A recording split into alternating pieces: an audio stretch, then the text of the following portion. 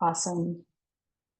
So, good evening and a warm welcome once again. Thank you so much for joining us for the second workshop as a part of our fall workshop series.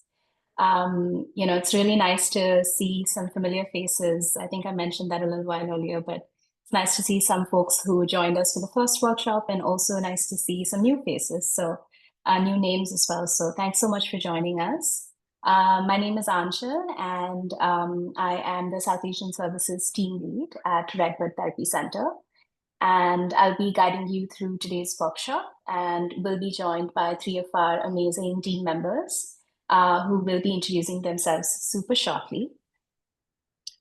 And before we get kick-started, since we're going to be talking a lot about culturally responsive care, it only feels important to begin with a land acknowledgement. So I would like to invite you to take a minute to read through the entire land acknowledgement on the slide and to reflect on what it means to live and work on this land.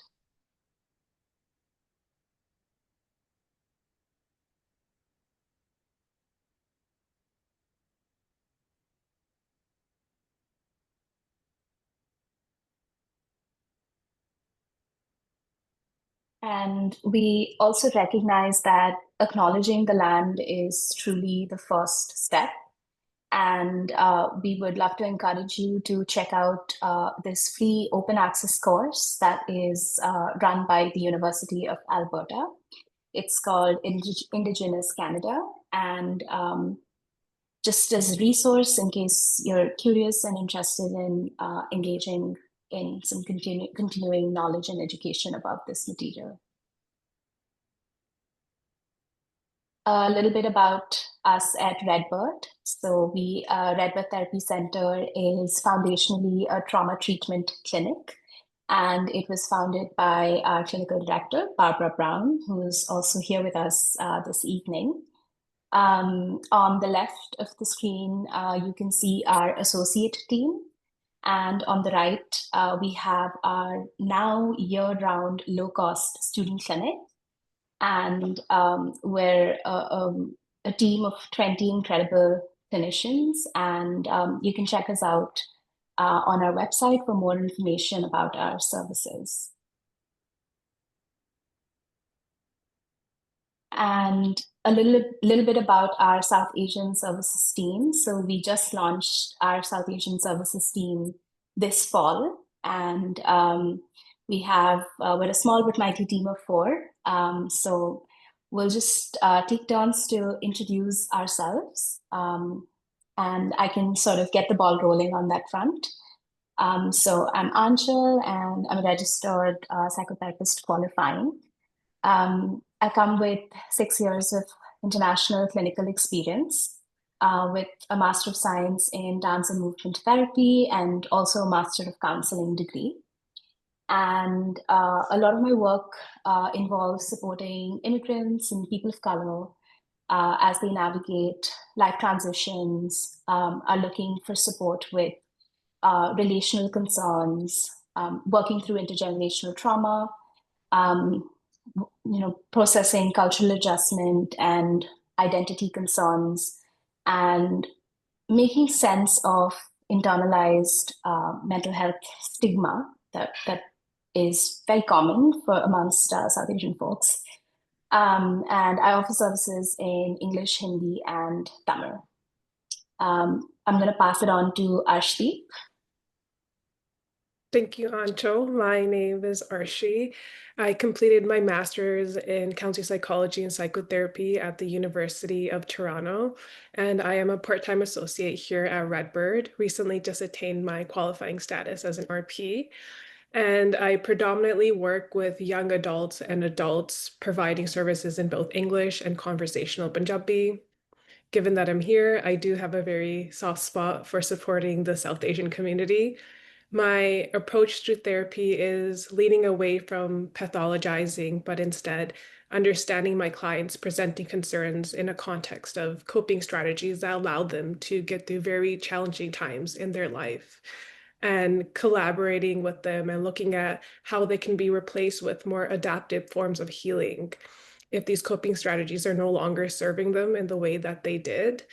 And lastly, truly believing in building my clients' internal tool sets so they can ultimately tackle issues independently with confidence. And that's kind of me in a nutshell. And I'll pass it on to Sonia. Thank you, Arshi. Hello, everyone. My name is Sanya. I'm a therapist in training at RedBird Therapy Center and a part of our South Asian service team. My background is in occupational therapy from India. I'm currently completing my master's in spiritual care and psychotherapy at Laurier. I'm passionate about creating space where culture, identity, and healing meet, especially for those who are navigating life transitions or diaspora experiences. I'm really happy and blessed to be here and excited to connect with all today. And I'll pass it to very talented Mala. Tanya. Hi, everyone. Really great to have you all on here. My name is Mala Durai. I'm also a therapist in training here at RedBird Therapy. I am a current Master's of Clinical Psychology student at Adler Graduate Professional School. And I come to the psychotherapy world after a career in public health. I was trained as an epidemiologist, and prior to that, was a neuroscience graduate. So my sort of philosophy around therapy as I'm building as a student therapist is trying to incorporate the biology and the health sciences as well as all of the social determinants of health, as we all know too well, impacts mental health and well-being. So really excited about talking about cultural humility here, as obviously culture plays a huge role in how we access care and how we cope. Thank you so much for having me. Thank you so much, everyone. Just very quickly, we have three core initiatives through our South Asian Services team. So one is, of course, the provision of culturally responsive therapy. And so we offer services in 5 different regional languages, as everyone, kind of named as they introduce themselves.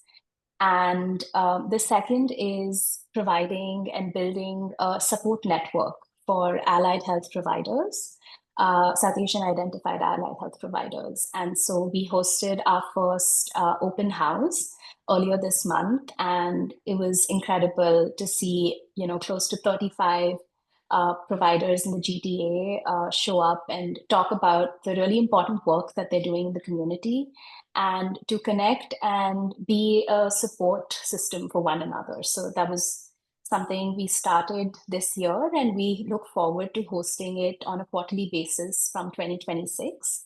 So at the end of the workshop, we'll be posting some links in the chat for you if you'd like to join us for those networking and open house based events. Please, you're more than welcome to.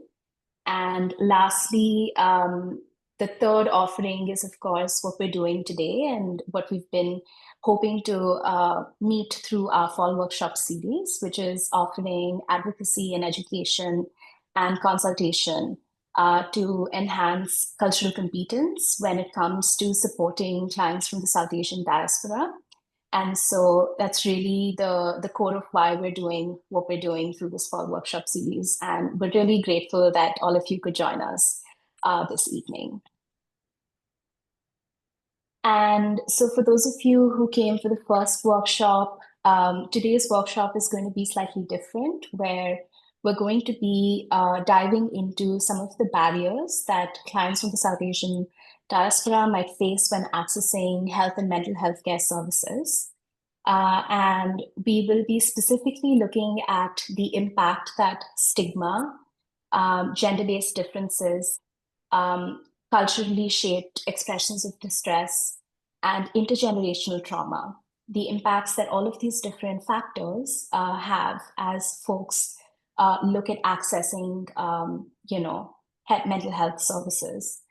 And today's workshop will also include a discussion about some high-risk concerns. Specifically, we will be looking at suicide, intimate partner violence, and substance use. And we will also be talking about some strategies for culturally safe interventions and service navigation. But even though these are issues that we might come across, through the course of our respective practices, it's not uncommon that it brings up an emotional response for some of us, either based on our own personal lived histories or lived experiences, or just the content of the material in and of itself. And so, as we engage in today's workshop, please feel free to pace yourself with the content. Like if you need to step away, please know that we're also recording today's workshop, and so you will have access to it moving forward. But if at any point you need to just take a moment to look after yourself, we totally want to honor and respect that through the course of our workshop. And I think we mentioned this in the first workshop, and it still rings true for us today, that a lot of the content is so deep and rich in historical contexts. And so we're going to try and provide as much background as we can, but it's really beyond the scope of today's presentation to do really significant deep dives into each of these topics. And so if you do intend to support clients from the South Asian diaspora, we would encourage you to engage in your own clinical supervision or consultations that are related to your clients' intersecting identities or presenting needs.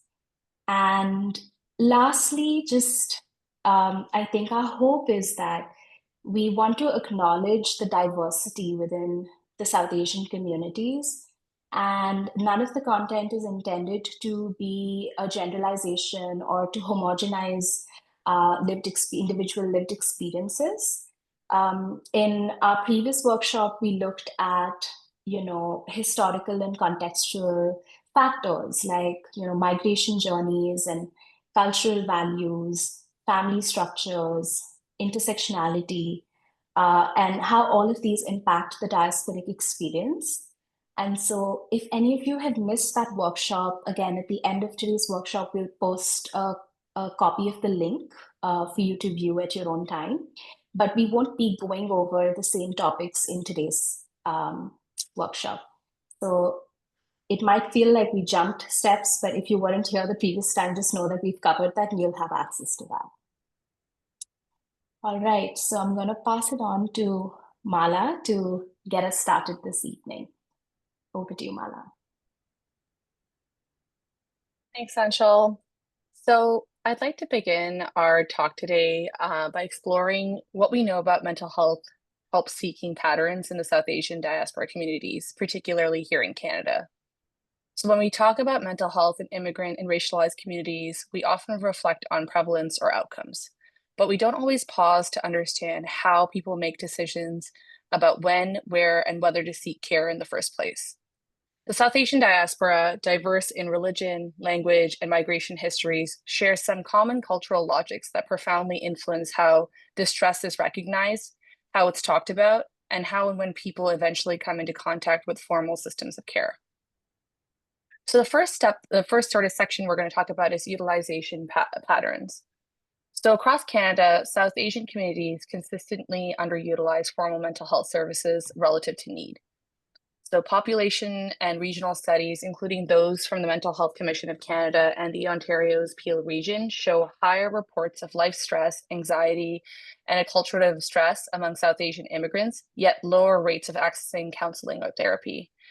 Instead, there's often a clear pathway delay. People tend to turn first to family members, religious leaders, or community elders, seeking emotional or spiritual support long before reaching a clinician.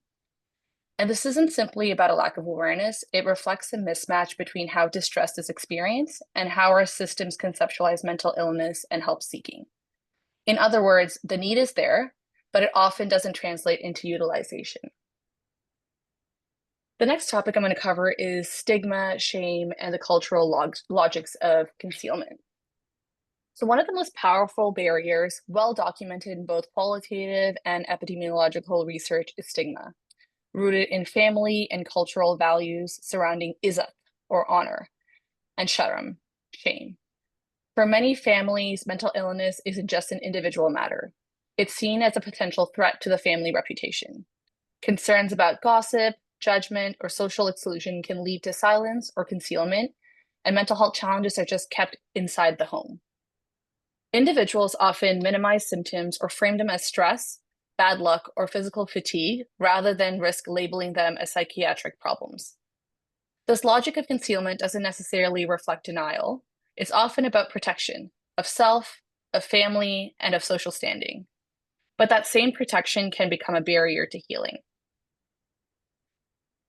In the next section, we're going to talk about faith, religion, and spiritual attributions.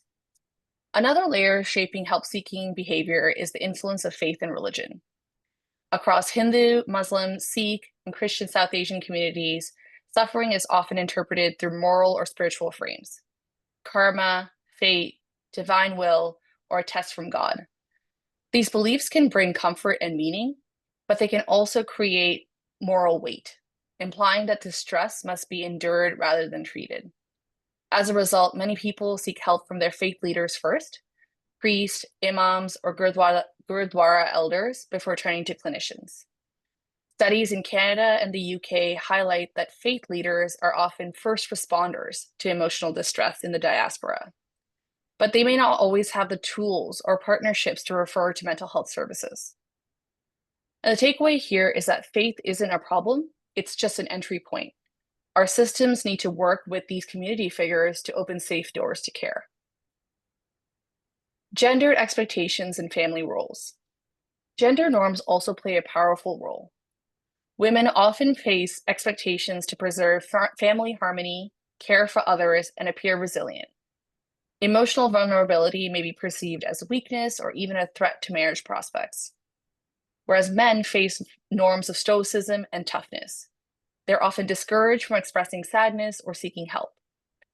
Research among South Asian Canadians and South Asian Americans consistently shows that gendered shame, reputational risk, and internalized expectations contribute to delayed help seeking, emotional suppression, and untreated depression and anxiety. So both men and women are constrained, just in different ways, and both require culturally sensitive approaches that acknowledge those pressures. And my colleague Arshdeep will be speaking about that in more detail later. Intergenerational and acculturative tensions. Among youth and second generation South Asians, there's often a profound disconnect between parental and Western mental health frameworks. Young people may value openness, therapy, and self-expression, while parents may emphasize endurance and restraint. Parents may worry that mental health language pathologizes normal stress or that their children are being westernized. This creates a communication gap. Youth may feel unheard, parents may feel accused, and both may withdraw. Canadian qualitative studies from the Peel region and Toronto describe this as an intergenerational silence, where neither side knows how to talk about the distress in a language that feels culturally safe.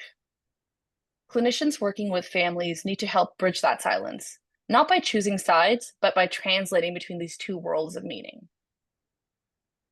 The model minority and the be tough narratives.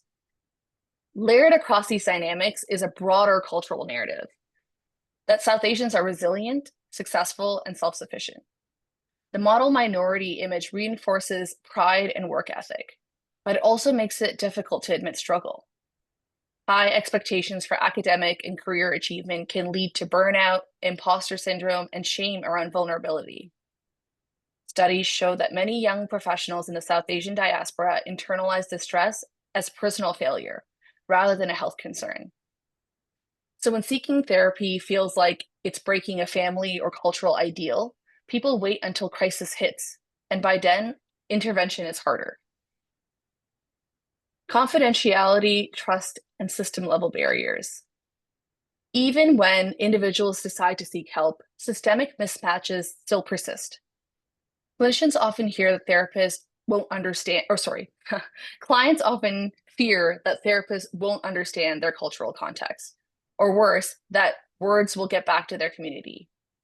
Service structures too can feel alien. Brief visits, lack of interpreters, or limited provider diversity and long wait times can ultimately erode trust. The Mental Health Commission of Canada and CAMH both emphasize the value of culturally concordant care. Therapists who share language or cultural background or who are explicitly trained in cultural humility.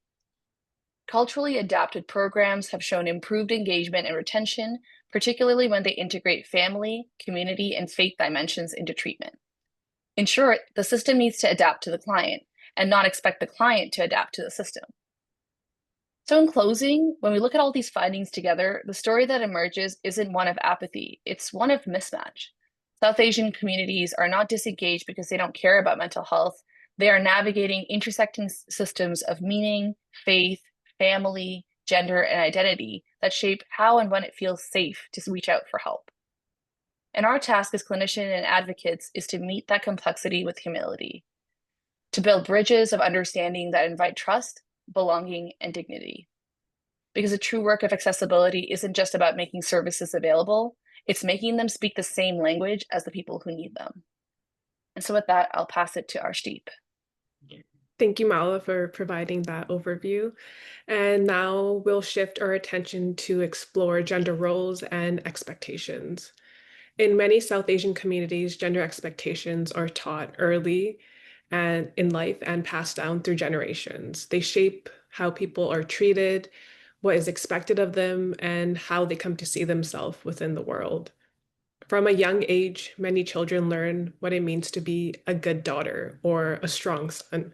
These lessons are learned through everyday moments. Who gets praised, who gets excused, and who is expected to sacrifice. The goal here isn't to stereotype, but to explore how cultural narratives can shape the lived experiences of a client.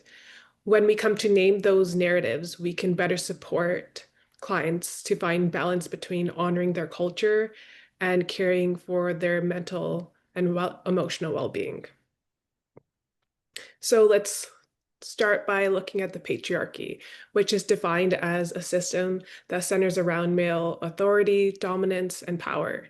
Across many South Asian communities, patriarchy still plays a powerful role in shaping family life, relationships, and identity. In many families, sons are seen as the ones that carry the family's name and legacy. Their birth is often celebrated with pride and lavish parties like Lodis, which are common among the Punjabi community. Whereas the birth of a daughter has historically been met with disappointment among some families and even abandonment. In more traditional and rural contexts, daughters are even seen as financial burdens, especially where dowries are still practiced. Building on this, we notice that girls are often raised with stricter rules and expectations. From a young age, they're socialized to keep their heads down and be quiet and be obedient. And if you did speak up and advocate for yourself, it was met with harsh consequences. As a result, many girls learn to silence their voices and not to question things around them as a survival instinct. Within my own family and work, I've noticed that this has led to submissiveness amongst many South Asian women, which predominantly shows up in marital relationships as adults. Meanwhile, boys are raised with more freedom and fewer restrictions. Within the Punjabi community, I've noticed that parents and grandparents typically coddle their sons, seeing them as incapable of doing any wrong. They are often excused to overlook their behavior, but reprimand the sister if they engage in the same behavior. For example, a brother might be praised for being outspoken, seen as being confident and a future leader, while the sister would be scolded for being disrespectful. These double standards are unfortunately very real and alive. It's also not uncommon to see family members prioritize the needs of their sons first. Small gestures like, even in day-to-day life, this shows up when a son is served food before their daughters. And these small gestures send very powerful messages that the son's comfort and desires matter more. Over time, it can unknowingly cultivate a sense of entitlement among some boys, which may later manifest in what they expect from their significant others in adult relationships. This brings me to the topic of traditional gender roles. In many South Asian communities, women are expected to care for their elders, stand by their husbands unconditionally, and take on domestic responsibilities like cooking, cleaning, and raising the children. A woman's value has been culturally tied to how well she serves others, especially the men in her life. Women are frequently praised for being self-sacrificing, while internalizing the belief that their own needs and desires are less important, and that pursuing personal goals and desires is somehow selfish and shameful. This can create a pattern of people-pleasing and codependent behaviors. As practitioners, we might notice that South Asian female clients are quick to downplay their struggles and pain. That's not denial, it's survival. Therefore, it can be helpful to avoid questions like, why don't you speak up more? Instead, try, what happens when you try to express your needs? Or what messages did you learn about putting your needs first? On the other hand, men are expected to be strong leaders for their families, financially support the household, and make decisions. The pressure to uphold this image of strength and always having everything figured out discourages men from showing vulnerability or seeking support.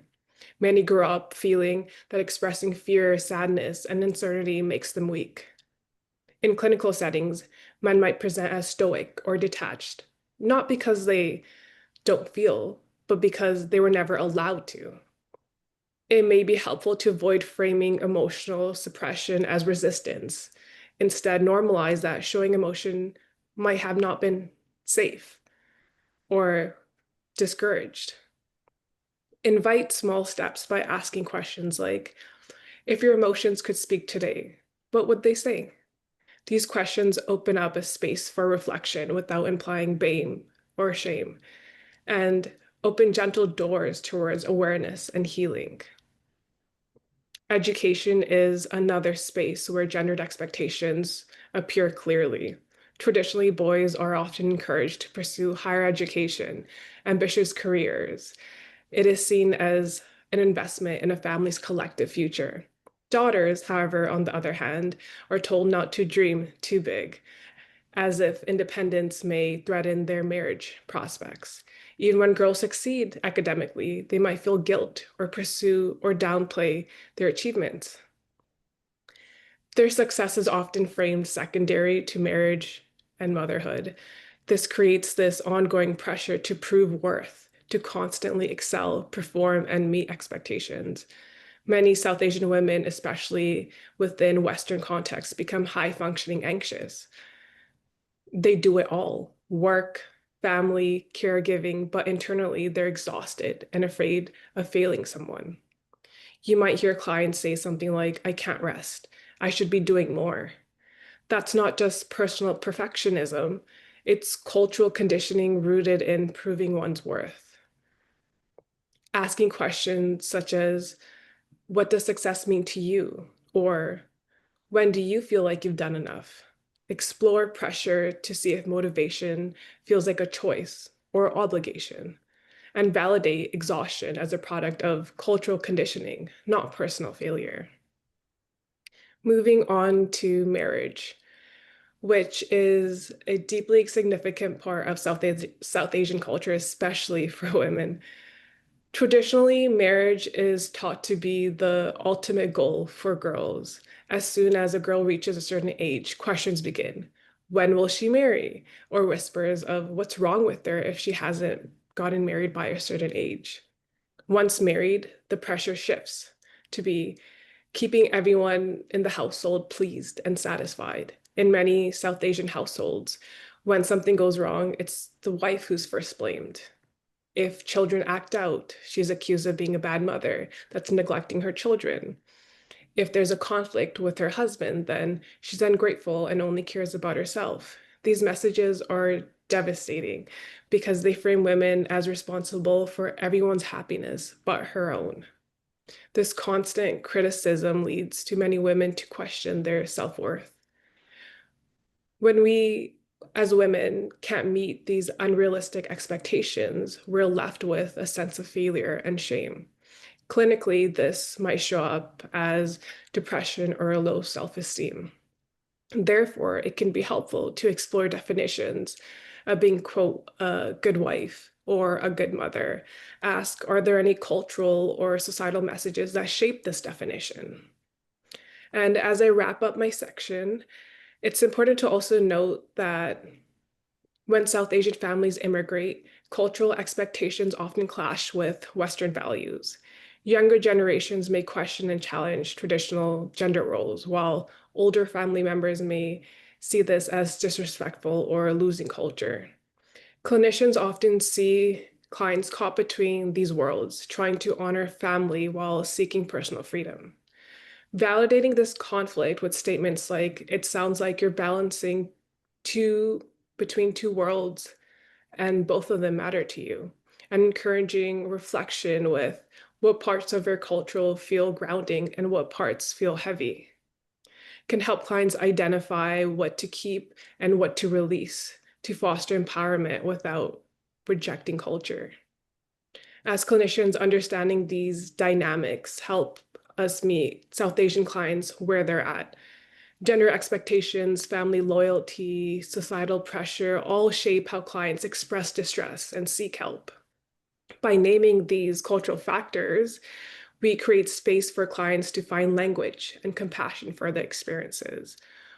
Our goal is not to fix the culture, but to help clients find freedom and balance within it. And now I'll pass it on to Sonia, who will talk a bit more about how culture shapes expression of distress. Thank you, Arshdeep. I'm going to share how culture shape expression of distress. But before that, I really want to reflect on one of the Arshdeep point that is so true in my community, especially no matter if you're a PhD holder, even if you're a cardiac surgeon, are you married? That's the question. And that's decide your worth. But yeah, that's the truth. Let's go on to why does this matter, culturally shaped expression? It is important as clinicians and as a therapist to listen beyond the words that client use. When we sit with a South Asian client, they might not always use the word like I'm anxious or I'm depressed. Instead, they might use like there's a heaviness in my chest, my head is spinning, I feel weak all the time. So, understanding this culturally and emotional language becomes essential because if we listen only from Western psychological words, we may miss the deeper story. Moving on to common idioms of distress. Across the South Asia, we often describe feeling through body. Pain become our way of communication emotions that are way too heavy to speak about. Some of the examples here are tension, a word that can mean stress, sadness, worry, or even hopelessness. Gabrahat, that just conveying like uneasiness, restless feeling in the chest. Dil bhari, which literally translates to my heart feels heavy, which often means grief or deep emotional pain. And then we see symptoms like poor sleep, dizziness, fatigue, body ache. In therapy, this can easily be mistaken for purely physical complaints, but in reality, they are just carrying emotional meaning. For instance, when a woman says, मुझे tension हो रही है, which uh, which translate to she might be not having hypertension, but she may be just telling that she's overwhelmed, she's lonely, she's afraid. So when we hear this word, it's just a small doorway into much larger emotional word. I got the classic example of the dil bhari from my mom. She says this lots of time, dil bhari ho raha hai, but she never accept the anxiety. Now, carrying on to faith and cultural frames. Another aspect that shapes how distress is understood is through faith and spiritualities. For many clients coming from South Asia, suffering is not only psychological, it's also spiritual and moral. Sometimes they might describe as this is just a test from God, this is a result of my karma. Or some people might even describe it as nazar, evil eye. Nazar translate to evil eye. This doesn't mean that all the clients are superstitious. These beliefs offer them meaning. They locate suffering within a moral or a rational universe. For example, if someone believes there is a test from God, that belief can bring both the comfort and the guilt. Comfort because it gives them a purpose, and the guilt because they may think that they're failing this test.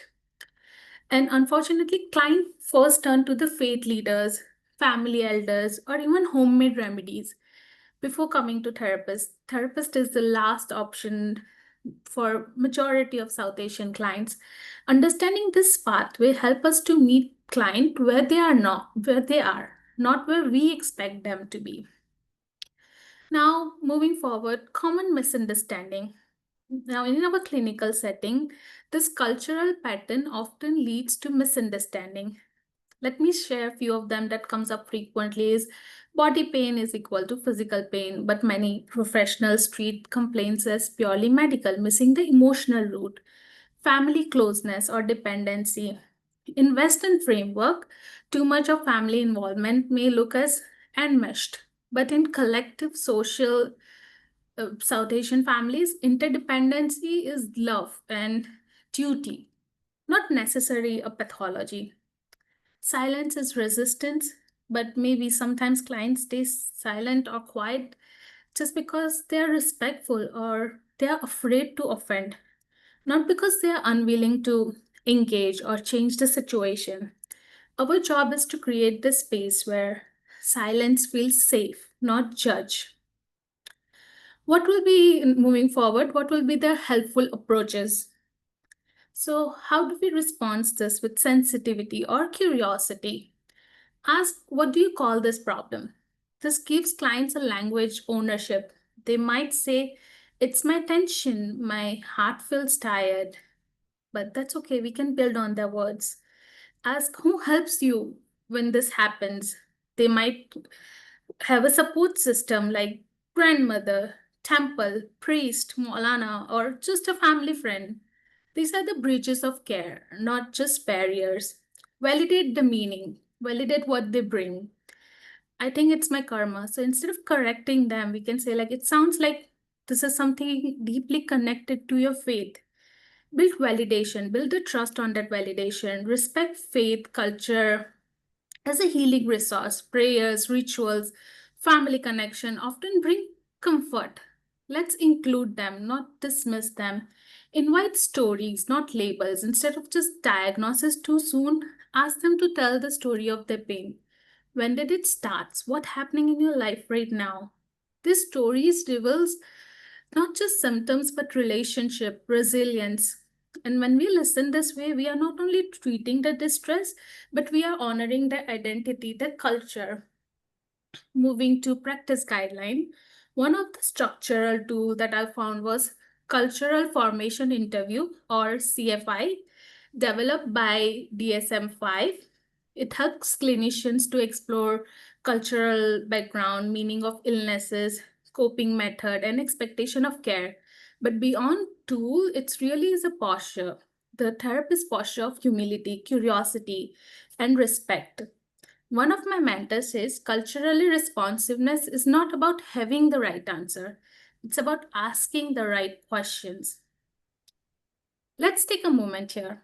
I invite you all to reflect. Have you ever had a client whose pain didn't fit into the expected clinical words? What did you notice about that way of expressing it? And how did you respond? If anyone wants to share. You can just put it into the chat as well.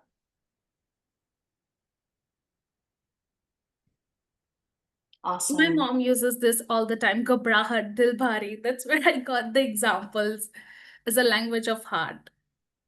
And I close this with one simple sentence.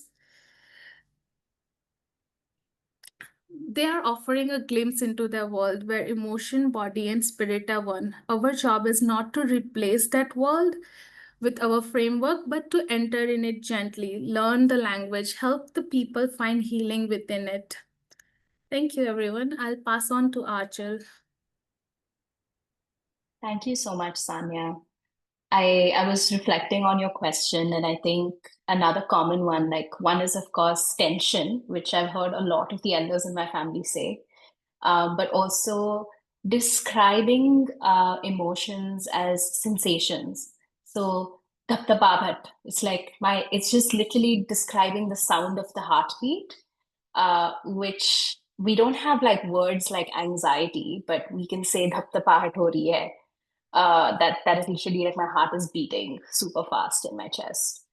So thanks for that. Really, thanks for some of those really helpful examples. We will now spend some time looking at another really significant and important concept here, which is intergenerational trauma. And intergenerational trauma refers to deep emotional and psychological pain that is often passed down from one generation to the next, but is often unspoken. It's this sort of silent thread that runs across generations. And unlike individual trauma, intergenerational trauma includes effects for the individual, but also extended systems. So one's family, one's larger community, the collectives that they belong to, that might include their race or their ethnicity or other groups that an individual belongs to. And South Asian histories are deeply intertwined with, histories and historical events of collective trauma that is predominantly shaped by colonization, political conflict, displacement, and systemic inequality. These forces haven't just influenced the past, but they continue to shape both emotional and psychological lives of communities today. So, if we take British colonization, for example, that's nearly 2 centuries. And I'm just going to say that again, nearly 2 centuries, 200 years worth of exploitation and cultural erasure, which have had significant impacts. The scars of that period continue through generational shame, internalized oppression, and a fractured sense of cultural belonging for individuals today. And then we also look at the partition of 1947. So that resulted in one of the largest mass migrations in human history, with nearly 15 to 20 million people being uprooted from their lands and their homes and their communities overnight. The trauma didn't just stay in 1947, though. It's carried forward through memory and behavior and systems, belief systems as well, shaping how people parent, how they relate to safety, how they love, how they show up in the world today. And I just wanted to pause on the slide here to read this quote here, which says that our parents and grandparents carried wars, migration, racism, poverty, and silence. They didn't have the language, time, or support to process what they endured. And so they did what they knew, which is coping through suppression and control. And we'll take a look at an example really shortly. But essentially, for many folks in the diaspora, the experience of these traumatic histories they've also gotten folded into their experience of migration. So some examples within the context of Canada and the larger North America include the Komagata Maru incident, the Air India bombing, or the impact of immigration policies after 9/11. And as we saw in our first workshop and today, systemic issues such as caste-based discrimination and gender oppression further compound these experiences. So we've listed a number of different historical events on this slide over here. And while it's beyond the scope of our presentation today to do a deep dive, we just thought it was essential to acknowledge that these collective experiences across not just South Asia, but also the diasporas internationally, have shaped communities on multiple levels and layers, on an individual level, on a familial, as well as on a community level. We will now take a look at an example. So what essentially happens when these experiences of trauma are left unresolved is that it results in a cycle where unprocessed emotions and survival strategies can get passed down, which shapes the next generation's behavior and mental health. So we'll use this image as an example. And over here, we have a case where there are a set of grandparents who have lived through the partition of 1947. And so, in response to surviving deep loss, violence, and displacement, it's likely that they might have learned to cope by either shutting down their emotions or tightly controlling their environments. And that survival strategy might show up or might have shown up in the ways that they parented. So we're just going to hypothesize that in this case, there were a lot of rigid rules and high expectations with little space for vulnerability within the context of their family. And so their children who grew up in that environment, it's likely that they might have internalized the idea that emotions are not safe, or that love, when it's expressed, is very conditional in nature. And when that belief system and parenting style reaches the next generation, which is the grandchildren, it can result in what we now know today as anxiety and depression and perfectionism, or a sense of emotional disconnection, or a difficulty with trusting others. But essentially, the patterns that we're noticing through this hypothetical example that we looked at, and also when we think about intergenerational trauma as a concept, they aren't random. They're protective strategies and coping mechanisms that once ensured survival and safety, but when they're not examined, they can become painful cycles that are passed from one generation to the next. And so we'll look at a few examples of how that can show up in the context of South Asian families. So one is emotional repression and silence.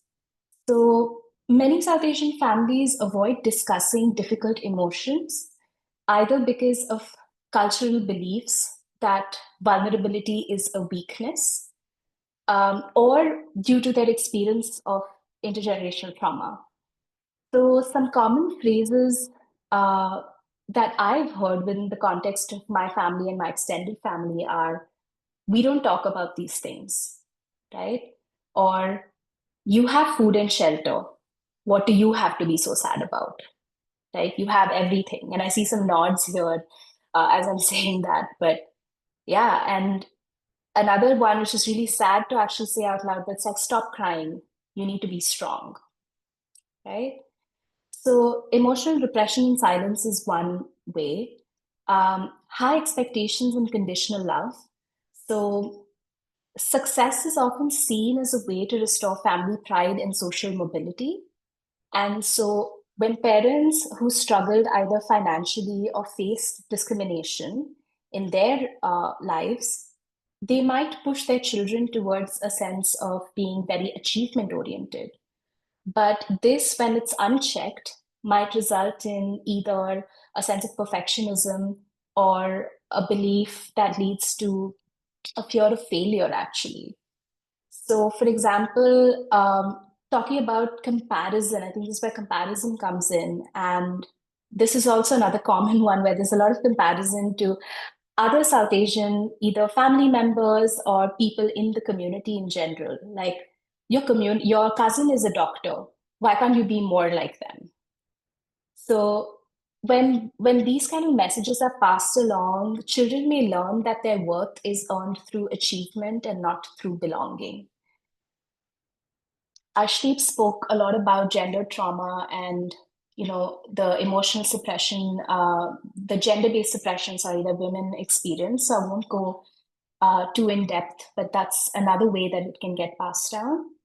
And parentification and role reversals is another one, where the eldest child, and again, even here, there's a layer of gender, especially daughters, are expected to act like a second parent within the house, often taking on responsibilities that are far beyond their age. And signs of parentification can look like taking care of your siblings or managing adults' emotions. So don't say that, your father will get upset, right? Or that that's going to upset your father, don't say that. Or even just being the emotional anchor for the family. And that's a really heavy load for any child, right? So the point here isn't to place blame, but it's actually to start building a bit more awareness of some of these patterns and recognizing that these patterns are not, it's not a mistake, but it's born from a deep place of pain. But the reality is we don't have to keep passing them on. And naming them actually, and in therapy mostly, but naming them can give us a chance to interrupt the cycle with compassion for ourselves and for the people who came before us. When we think about how trauma is passed through families, it's also important for us to widen the lens, because it's not just what happens within the four walls of our homes, but it's also about the systems that we live within. And it happens in the countries that we migrate to and how those environments see and treat us as well. And for many South Asian communities, migration hasn't always meant safety or opportunity. For those whose journeys that were shaped by colonial displacement or forced migration, or the need to escape violence or unsafe circumstances, what followed was exclusion, racism, and maybe the pressure to hide or erase parts of oneself in order to survive. And living within systems that exclude or punish you can leave marks that continue to echo through generations. Essentially, the intergenerational trauma pattern can repeat itself, which can show up as either fear, distrust, internalized oppression, social fragmentation, or problematic coping styles. So in the interest of time, I look at maybe two examples. When we think of distrust and isolation, when generations have learned to be cautious of outsiders. So systems like mental health and child protection services, for example, they can be viewed as either intrusive or culturally insensitive. So it might show up like in beliefs like they don't understand our people. They are just here to tear all of our families apart. So then what ends up happening is that people tend to isolate in order to self-protect. But it unfortunately becomes a catch-22 situation where then families end up living in silence and in fear. So just to talk about how this shows up and manifests as also institutional distrust, right? And another maybe example is internalized oppression. So years of being told that one's culture or identity is inferior to another can lead to an internalized sense of shame. And that then shows up in narratives like people like us don't get depressed. We just get along with it. We just have to keep going. And these are just a few examples to begin to think about how intergenerational trauma can then manifest as and have its impacts on help-seeking behavior. And when there is a distrust towards systems, then that further makes the gap larger. And so just to wrap it all up, so the intention again isn't to blame one generation or to point fingers, but it's to recognize that these responses have been learned as an adaptive and they have been adaptive, and they were ways to survive systems that weren't built for us with keeping us in mind. But when we're now in a moment where we can pause and reflect, and when we can actually ask, what are we still carrying, and what doesn't need to be carried anymore? What do we want to let go of, and what do we want to shift and change? So we'll take a look at what this might look in the context of our practice a little while later. But I'm going to pass it on to Mala, who is now going to walk us through some of the high-risk concerns. Over to you, Mala. Thank you, Anshul. So before we move into this next section relating to some high-risk concerns, I want to note that we'll be talking about topics like suicide, intimate partner violence, and substance use. As mentioned earlier, please take care of yourselves as we discuss this material, whether that means grounding yourself, taking a breath, or stepping away from the presentation as needed. So with that said, I want to focus on suicide. A topic, while universal, carries unique layers of stigma and silence within the South Asian diaspora communities. Suicide is one of the most underreported and least openly discussed health issues in our community. Even though South Asians make up one of Canada's largest and fastest growing immigrant populations, there's still limited visibility into how suicide manifests, how it's talked about, and how it's responded to, both at the individual and family level. When we look at Canadian and North American data, what's striking isn't necessarily the rates themselves, but the gaps in reporting. Research consistently shows that suicide and suicidal ideation are underreported among immigrant groups, particularly South Asians, not because the risk is low, but because of how suicide is concealed in language, in family narratives, and in cultural interpretation. Large Canadian surveys have found that immigrants overall report lower suicidal ideation than Canadian-born populations, yet second-generation youth show higher rates of attempts and self-harm. This suggests that migration, acculturation, and intergenerational tension are meaningful risk factors. So let's dive a bit deeper on some of these specific factors. So when you think about cultural factors shaping silence and stigma, in South Asian family, suicide is not only taboo, it's often unspeakable. Concepts of izzat and sharam that we talked about earlier and family reputation play powerful roles in determining what's shared outside the home. A suicide in the family can be seen as a moral or social failure, something that must be hidden or reframed. Faith can also shape the silence.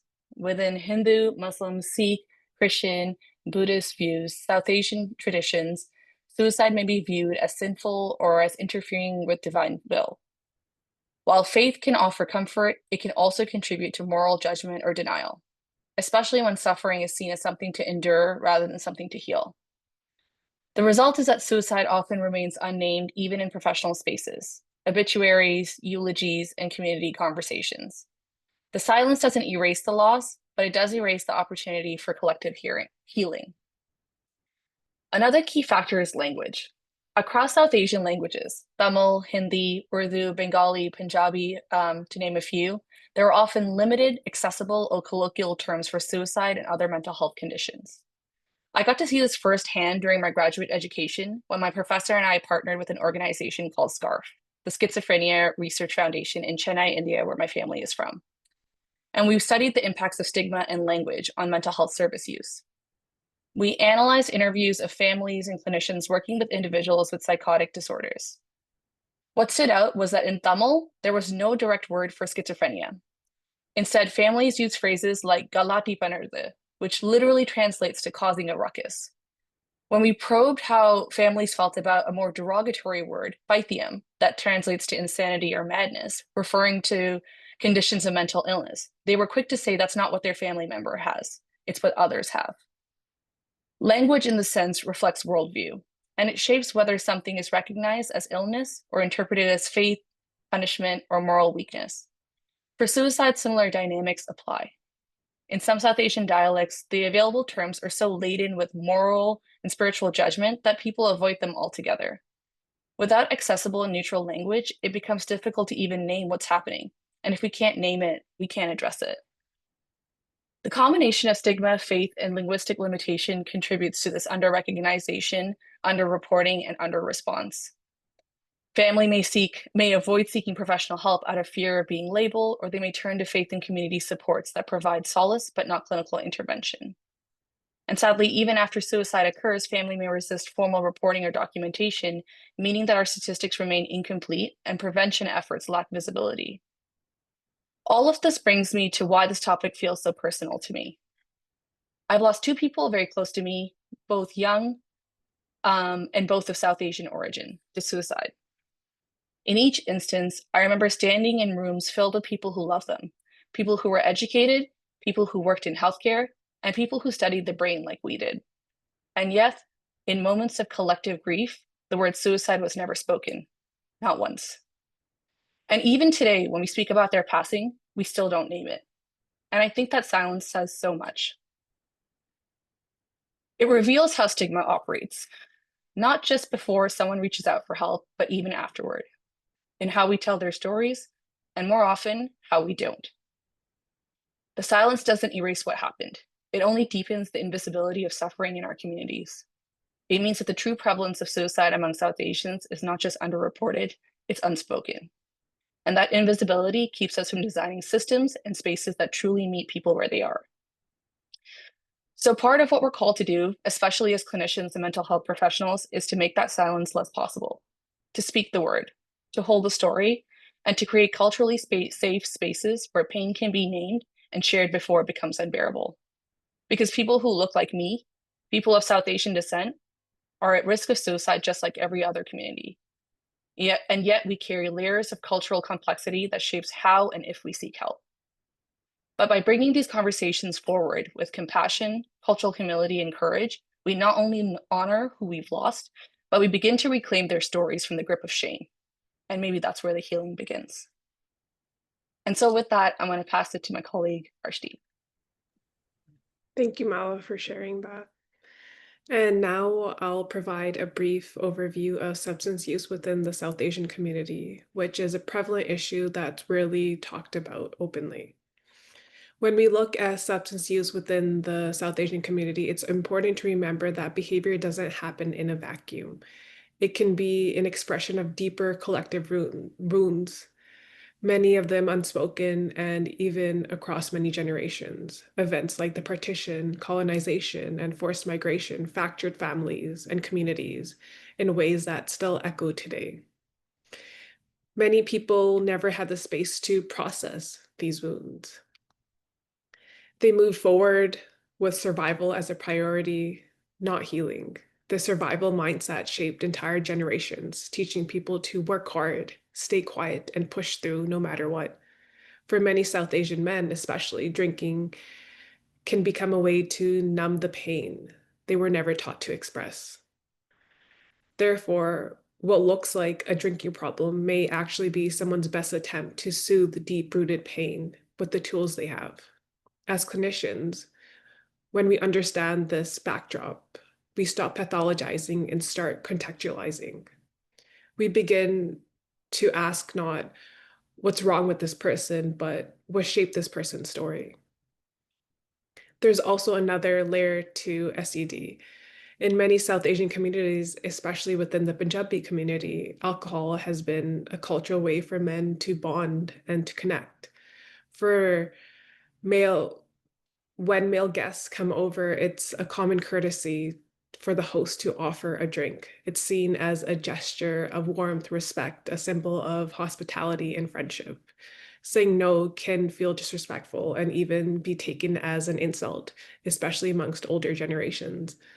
Over time, what started as a gesture of generosity has turned into an expectation. At weddings and family events, open bars become almost mandatory. People spend thousands of dollars just to keep the drinks flowing. Serving alcohol isn't just about celebration anymore. It's about maintaining status, upholding reputation, and fitting into what's considered normal. Another nuance is that alcohol has become deeply tied to ideas of masculinity and pride. Popular Punjabi songs and media reinforce this. Songs like Patela Peg or Sip Sip, they don't just talk about drinking, they glorify it. Alcohol is portrayed as a marker of success, power, and manhood. But this glorification has consequences. What begins as social drinking can easily turn into dependency. There's constant pressure to join in, to prove yourself, to show that you can keep up. For others, this their story leading to alcohol misuse may be different. From a young age, boys are taught to be strong through a common phrase called "sher banke," which translates to "as a lion." Like I spoke upon earlier, expressing emotions is often seen as weakness and unmanly.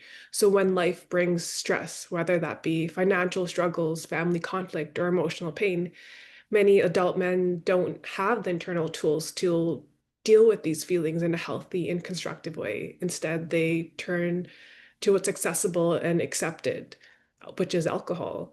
Drinking becomes a way to suppress emotions, to numb discomfort, and to escape from reality, even for a little while. Unfrequently, in many South Asian communities, substance use are not understood as health issues, but rather as personal failure, a sign of weak willpower or poor character. This stigma is deeply tied to the concept of "isith," also known as family honor. The fear of bringing shame to the family can result in long-term silence, denial, and suppression of the issue, even when the consequences are deeply harmful. This culture of silence prevents individuals and families from seeking help, accessing resources, or even acknowledging that the problem exists in the first place. It's also important to note that substance use rarely affects only one person. It ripples through the entire family system. In many South Asian households, members adapt to this dysfunction in patterned ways. One becomes the caretaker, another becomes the enabler, another the peacekeeper. Everyone learns to manage around this problem rather than address it. Children in these homes often grow up hypervigilant, reading emotional cues, suppressing their own needs, or internalizing guilt and shame. As adults, they may struggle with boundaries, emotional expression, and codependency. When we work with South Asian clients, we have to remember that healing one person means considering the whole system they belong to. As I pass it on to Sonia, I would like to share a podcast episode that I've created as my student research project during my practicum here at RedBird called Breaking the Silence, which explores more deeply the impact of alcohol use disorder on loved ones within the Punjabi community. It will be listed in the additional resource document that we'll be providing if anyone is interested to learn more. And now I'll pass it on to Sonia. Thank you, Arshi. Moving forward, we're gonna talk about intimate partner violence. When we talk about domestic violence, intimate partner violence in South Asian communities, we often meet with silence. Not because people don't see it, but they don't feel safe to name it. Many of us growing up might have heard "log kya kahenge," which translates to "what will people say?" Those three words hold deep power. They remind us that family honor, izzat, often matters more than the personal safety. Religion or culture may be misused to demand silence. Be patient. Think about the children. Don't bring shame to our family. Everything's going to be all right. It happens to everybody. Every marriage goes through this. These are some of the examples. So, survivors hide their pain to protect their reputation. But silent doesn't mean safety, it often means like surviving. Now, we're gonna understanding these layers. Abuse in South Asian families is rarely between two people. It often involves wider systems like in laws, extended family, community pressure, immigration, and finances can be trapped. Someone in an unsafe situation.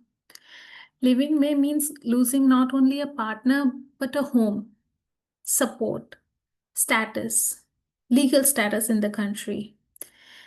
And yes, men also face abuse, but fear, disbelief, stigma because of patriarchy harms everyone. It teaches men to suppress their emotions and women to tolerate the pain.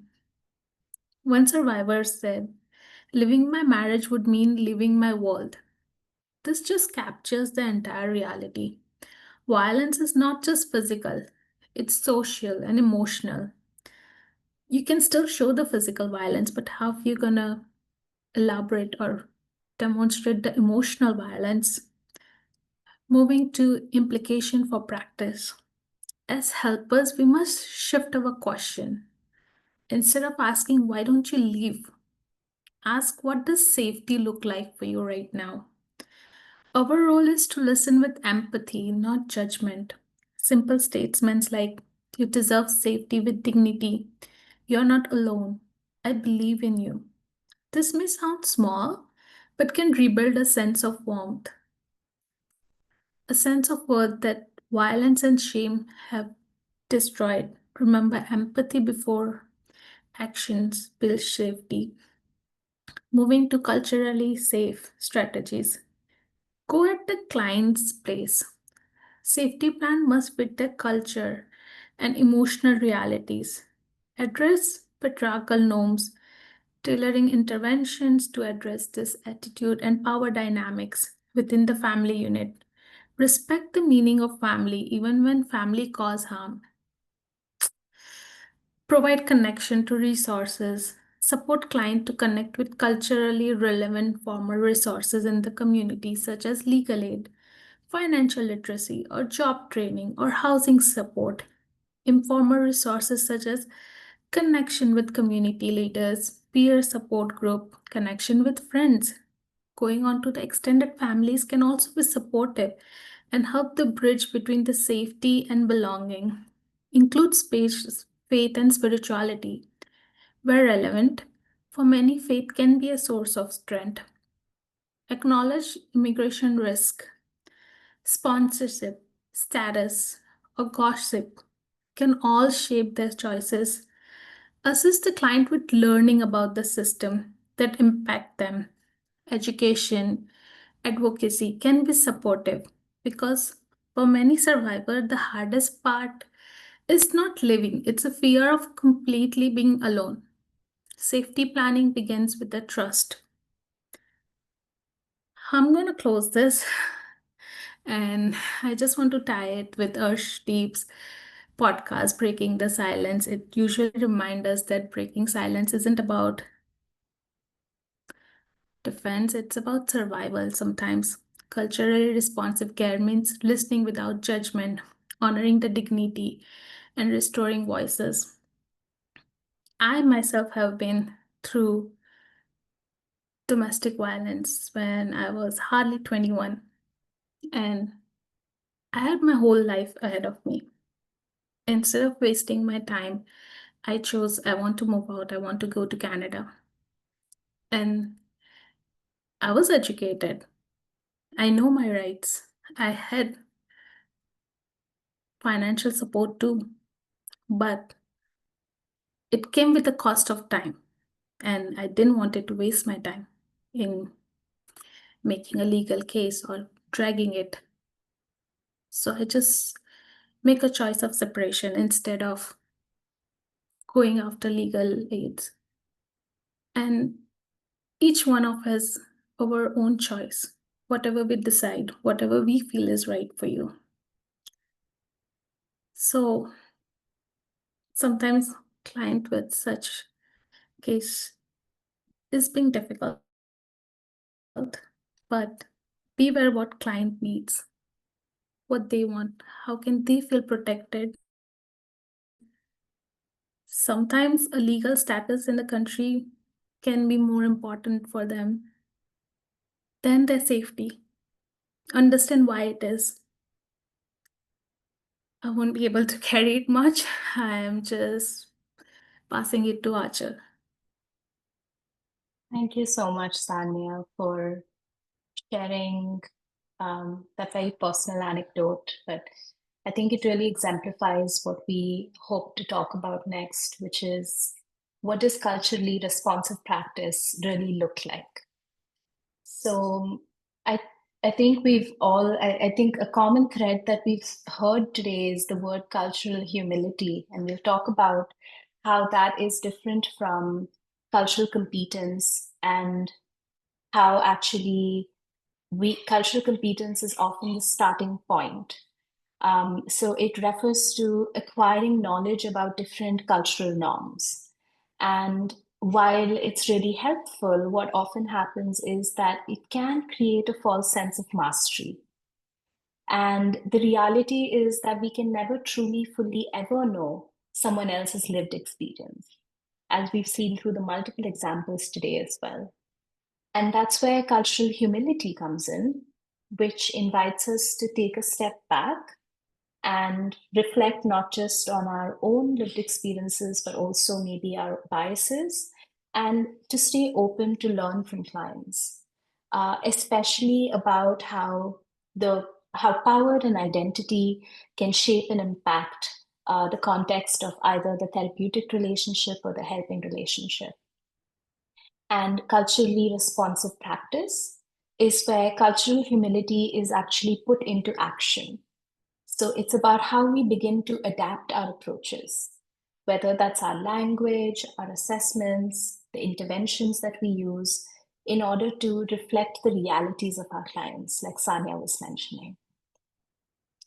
And in our previous workshop, we talked about two really broad lenses, which is using a trauma-informed lens and an anti-racist lens. And that was taken directly from Dr. Pavna K. Sodhi's work. She's written a book about trauma-informed psychotherapy for BIPOC communities. And that was a resource that we used for our first workshop. And I'm happy to share that information following our workshop today.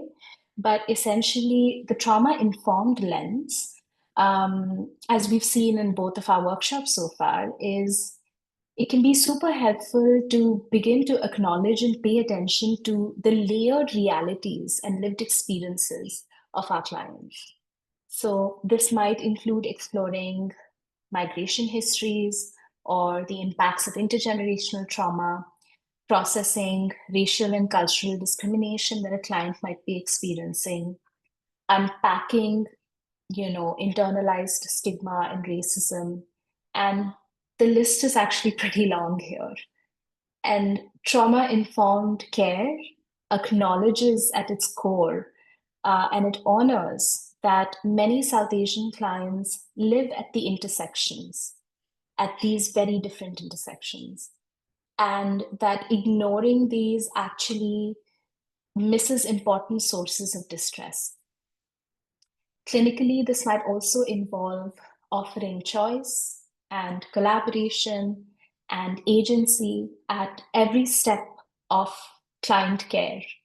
And this can seem like a very simple suggestion at the outset, but it's actually very understated adaptation that can make a huge difference in the context of long-term clinical work. The second lens is having and adopting an anti-racist lens, and especially as practitioners that are practicing in Canada and in the context of North America in general, by not adopting a neutral stance and by actively being aware of power dynamics and structural forms of oppression, and recognizing that the role that colonialism has played on how identity is shaped and formed, and how it has impacted not just identity, but also mental health and access to care. As clinicians, when we begin to integrate this kind of anti-racist stance, we actually, this might look like supporting clients with naming the discrimination that they might be experiencing, validating the emotional impacts of their experiences, and challenging harmful messages by, for example, exploring the impacts that internalized racism have, and supporting with building sources of resilience. Another strategy that's related to this larger and broader stance is to be critically reflective of one's own positionality as a clinician.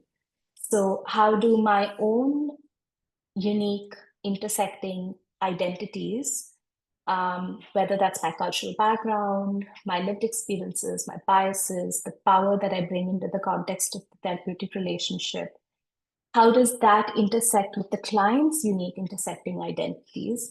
And therefore, how does this begin to shape and impact the therapeutic process? When we begin to think about the specific content that we explore in today's workshop, so we'll begin with stigma. As we've seen today, it's likely that we might be dealing with multiple layers of stigma. So that could be individual stigma, but also familial and societal. And it can show up in a variety of different ways that we've spoken about, whether that's beliefs like therapy is for the weak, or we don't share private matters outside of our family. As clinicians, we can begin normalizing therapy in culturally familiar and non-pathologizing language.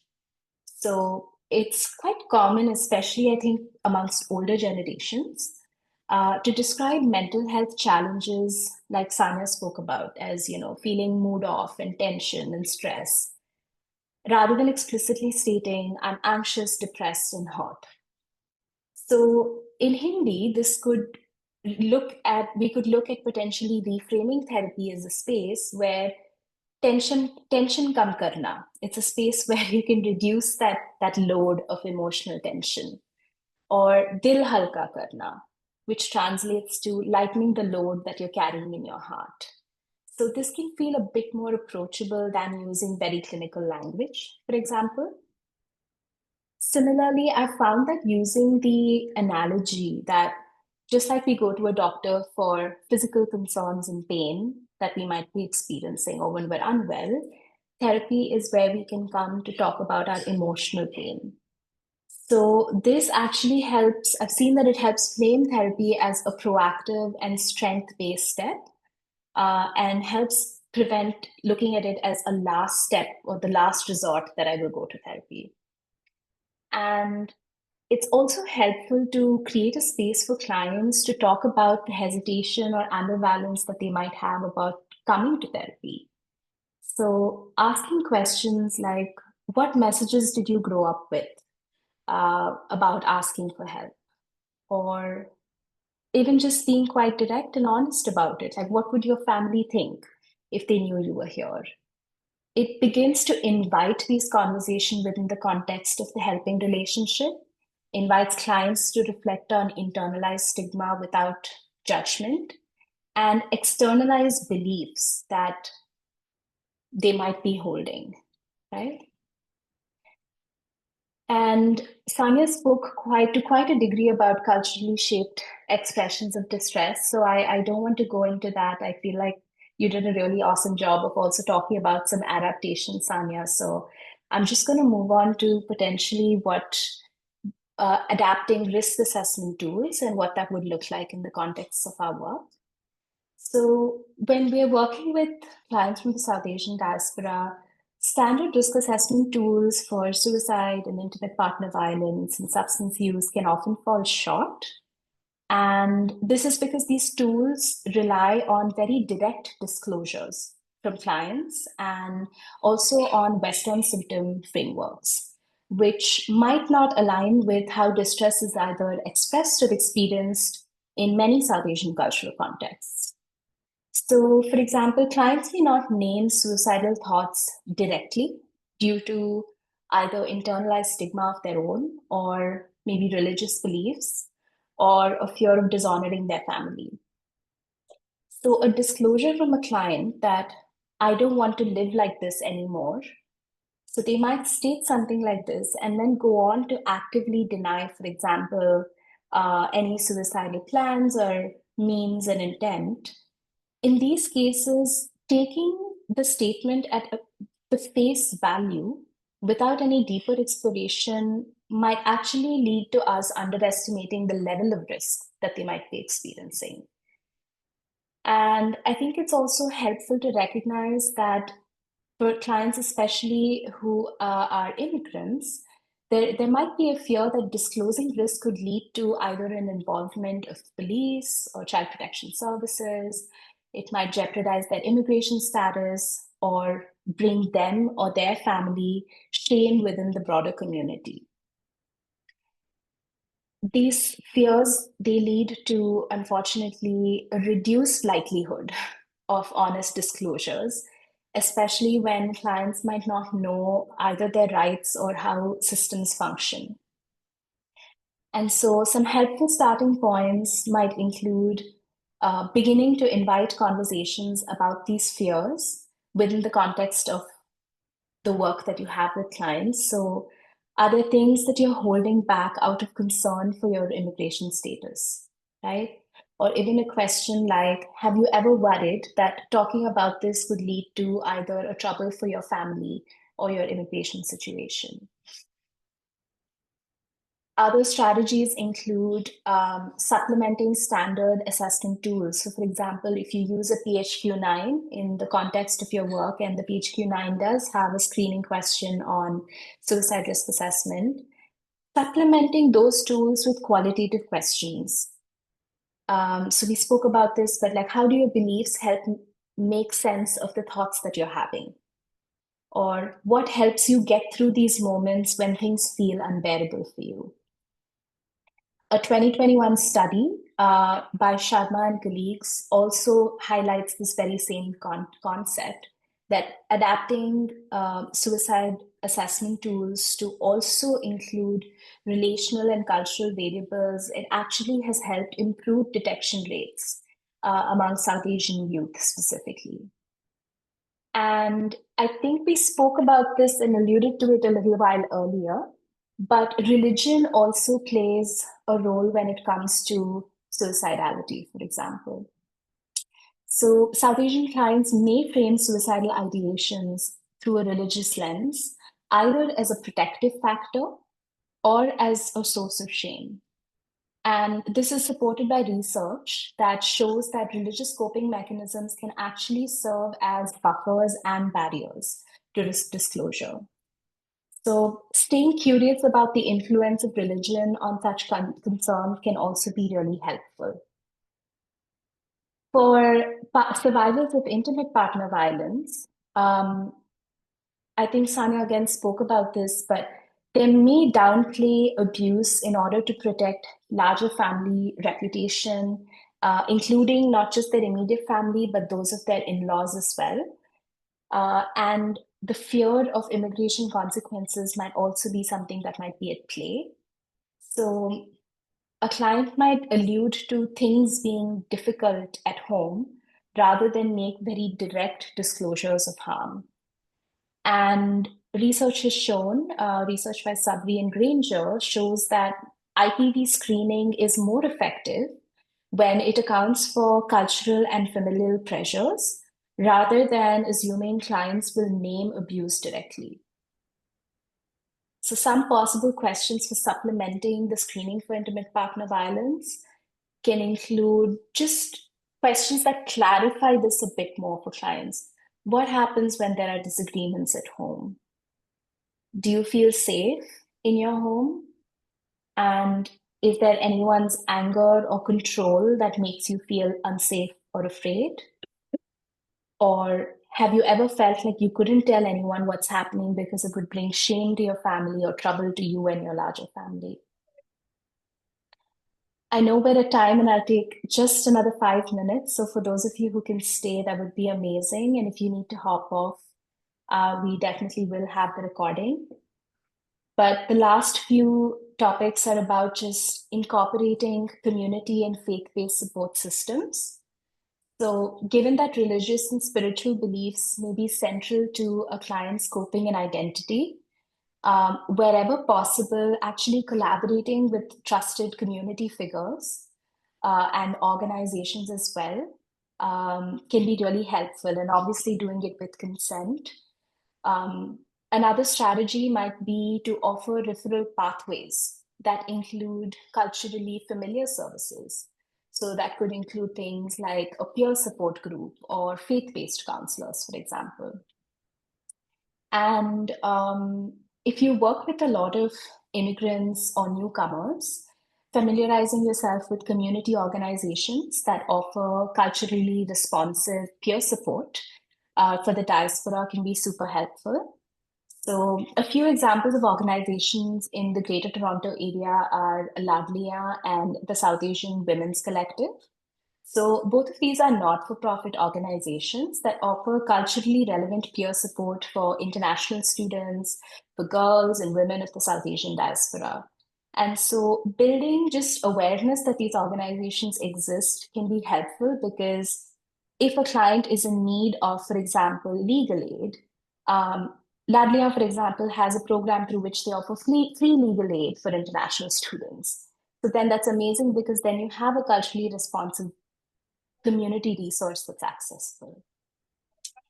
And just to kind of close off, I think a few simple strategies that have professionally worked for me are building community. And so partnering with therapists and clinicians from the South Asian community to share resources with each other, referrals with each other, learning alongside each other to bridge knowledge gaps, and recognizing that it doesn't have to be competitive. Like, there's room for all of us here. So the more I've leaned into that, I've found that it's deepening my clinical practice. And so building that community can be really helpful. And refining my therapeutic approach to incorporate relational, cultural, and decolonial frameworks. We spoke about this more in our first workshop, so I won't be going into that too much in depth right now. And lastly, engaging in continuing opportunities for deepening my education and awareness. So whether that's through clinical supervision or attending community presentations like this, and leaning on peers for peer consultations, they can be really, really helpful for embodying this stance of culturally responsive care. And with that, I would like to end today's workshop with this quote by Humna Wasim. So she is a lawyer and a fitness instructor based in Toronto. And she says, representation matters. When we see ourselves reflected in wellness spaces, we gain the confidence to participate fully. Representation builds trust, fosters a sense of belonging, and makes a healthier lifestyle feel accessible and achievable. With more diverse leaders, instructors, and practitioners guiding us, we can benefit to shift cultural norms and strengthen the physical and mental well-being of our communities across generations. So I thought I would share this because I think that it very aptly summarizes a lot of what we've been speaking about in our workshop, both today and previously. And with that, thank you so much. I'm going to stop sharing, and we can open the floor for some questions and thoughts or reflections. The chat is also accessible, so truly welcome.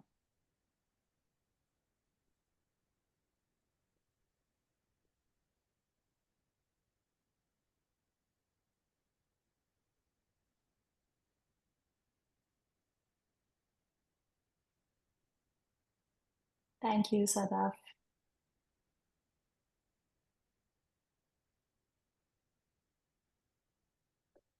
Feel free to unmute. Rose says, thank you so much for another wonderful and informative workshop. Thank you for joining us again. I'm going to stop recording so we can also just share a bit